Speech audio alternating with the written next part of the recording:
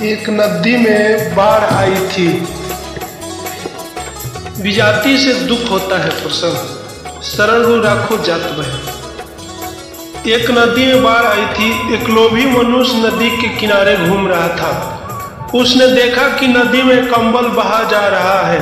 बिना दाम का कंबल लेना चाहिए, ऐसा सोचकर वह नदी में कूद पड़ा और बहते हुए कंबल को बड़ी दूर जाकर पकड़ा। जिसको यह पकड़ा था वह कंबल ना था, बल्कि बड़े बड़े बाल वाला भालू था। फिर तो भालू ने उस मनुष्य को पकड़ लिया। दोनों उलटते पलटते प्रवाह में बहे जाते थे। यह तमाशा नौकारूढ़ एक मलाह देख रहा था। वह पुकारा कि भैया, कंबल छोड़कर चले आओ। उसने कहा, मैं तो कंबल को छोड़ना चाहता हूँ, पर यही मुझे नहीं छोड़ता। हाय, मैंने बहुत भूल की, जो लालच बस इसमें कूदकर क्रूर को पकड़ लिया।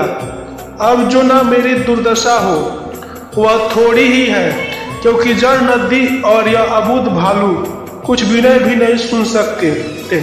अब कोई अन्य दयालु हो तो मुझे बचावे। फिर मलाह ने युक्ति से उसे बचाया। तद्वत यह जीव विषय सुख के लोभवश जड़ प्रवाह संबंध में चंचल जगत प्राणियों तथा विषयों को पकड़ रखा है। इसलिए इसे जगत प्रवाह में कामना करके दुख ही हुआ करता है। जब तक कि इसे सद्गुरु कृपा करके ना छुड़ावे और स्वयं दुख से छूटने की फिक्र ना करे, तब तक इसका जगत प्रवाह में बहना बंद नहीं हो सकता। इस प्रकार हे गुरुदेव, भूलवश विजाति विषयों का स्वश करना चाहता हूँ और लोभवश उसी जड़ प्रवाह में बह रहा हूँ। सो हे कर्णधार, बचाइए। अपना चेतन स्वरूप निष्काम है, अज्ञान आसक्ति मल से रहित, निर्मल और एक रस सत्य है। उसमें स्वप्न में भी हर्ष शोक हानि लाभ सुख दुख प्रतिकूलता आदि का किंचित भी दुख नहीं है। वह उसी भांति अपनी भूल से दुख पा रहा है, जैसे कांच महल में कुत्ता अपनी छाया देखकर भूख भूख कर हैरान हुए। मैं अपने सत्य शुद्ध तृप्त अखंड स्वरूप को भूलकर जड़ देह के संबंध में स्त्री पुत्र आदि पांचों विषयों के लिए दुखी हो निरंतर आवागमन की क्रिया करता रहता हूँ। हे गुरुदेव, यह आपकी उलटी समझ जो पहले आपकी दया से कहा हूँ, सो इस दास की ओर से निवेदन है कि हमारे ऊपर आप उसी प्रकार कृपा कीजिए जिस प्रकार अपना स्वरूप एक रस नित्य तृप्त शुद्ध स्थिर है।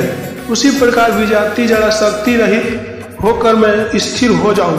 विषयों में सुख दृष्टि विषय क्रिया आशा तृष्णा सर्व विपरीतता समूह का आपकी दया से नाश हो जाए या इसके नाश होने में मैं समर्थ हूँ। हम नित्य तृप्त निराधार अपने स्वरूप में स्थिर हो रहे हैं। साथ ही जगत की विषयाशक्ति और सकाम कर्म वासनाएं अकार्य अप्रयोजन तृष्णा रूप जानकर त्याग देवे। इस कार्य में सुधार देने वाले एक आप ही गुरुदेव है। आपकी दया से आपकी शरण होकर आप ही की युक्ति जब मुझे ग्रहण हो, तब ही गरीब दास की भांति इस अनुचर का दुख छूट सकता है और कोई उपाय नहीं है।